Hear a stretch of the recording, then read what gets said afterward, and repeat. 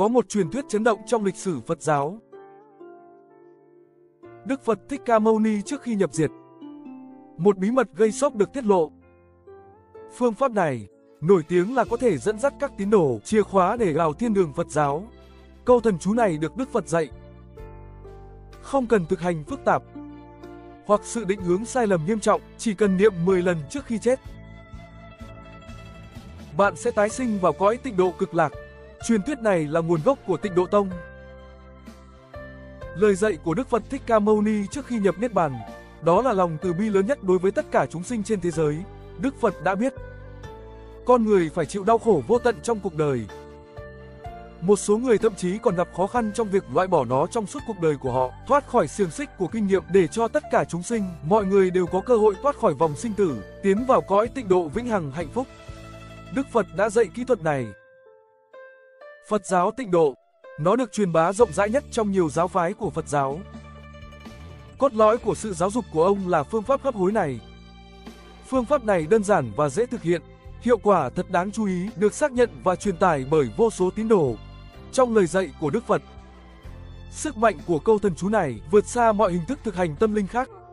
Cho dù bạn là người mới bắt đầu, ông ấy vẫn là một vị sư già đã tu hành nhiều năm, miễn là bạn quy y một cách chân thành, niệm danh hiệu Phật và thần chú 10 lần trước khi chết. Bạn có thể tái sinh vào tịnh độ cực lạc, niệm danh hiệu Phật, thần chú và Nam Mô A Di Đà. Dưới đây là một số bước đơn giản bạn có thể làm theo. Đầu tiên, hãy chọn một nơi yên tĩnh. Hãy để bản thân thư giãn về thể chất và tinh thần, sau đó hít một hơi thật sâu.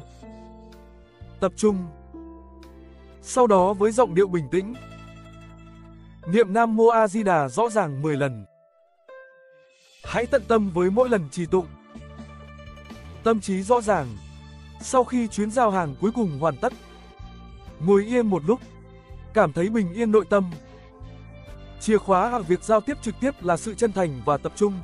Thông qua thực hành như vậy, có thể thanh lọc tâm hồn, tích lũy công đức, đặt nền tảng cho sự tái sinh vào thế giới hạnh phúc. Sự kế thừa và phát huy của phương pháp này, nó đã được hỗ trợ và thúc đẩy bởi các nhà sư nổi tiếng ở mọi lứa tuổi. Người sáng lập Phật giáo Tịnh Độ, Member Master là một trong những nhân vật quan trọng.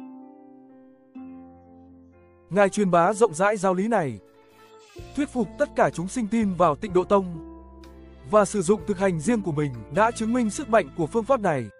Trong cuộc đời anh ấy, Thầy Huệ Viễn không chỉ đích thân xưng danh hiệu Phật, Ngài còn dẫn dắt các đệ tử cùng nhau tu tập.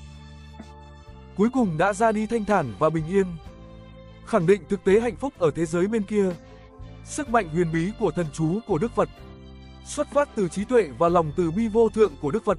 Mỗi một danh hiệu của Đức Phật đều là một lời kêu gọi thành kính đến Đức Phật. Đó là sự giao tiếp trực tiếp nhất giữa linh hồn và Đức Phật. Trên giường bệnh, niệm danh hiệu và thần chú của Đức Phật có thể giúp con người thoát khỏi đau đớn và sợ hãi, bình yên đón nhận cái chết. Những niềm tin và thực hành như vậy, người ta không chỉ có thể đạt được sự bình an nội tâm, bạn cũng có thể đạt được sự bình an và hạnh phúc vĩnh cửu sau khi chết. Nhiều tín đồ đã đích thân trải nghiệm, cảm nhận sự kỳ diệu của phương pháp này. Có người bị bệnh trước khi chết, cảm giác bồn chồn, nhưng sau khi niệm Phật, sự bình yên nội tâm dần dần, chết với nụ cười trên môi. Một số người thậm chí còn nhìn thấy Đức Phật trong giấc mơ của họ, dẫn họ đến thế giới thiên đường. Những trải nghiệm này hãy để mọi người củng cố niềm tin vào Tịnh Độ Tông. Lời dạy của Đức Phật là lòng từ bi đối với toàn thể nhân loại.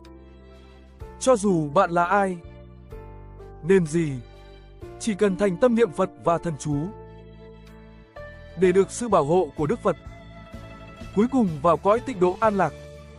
Loại Pudu không phân biệt này, để mọi người cảm nhận được sự vô cùng của Phật, lòng từ bi và trí tuệ.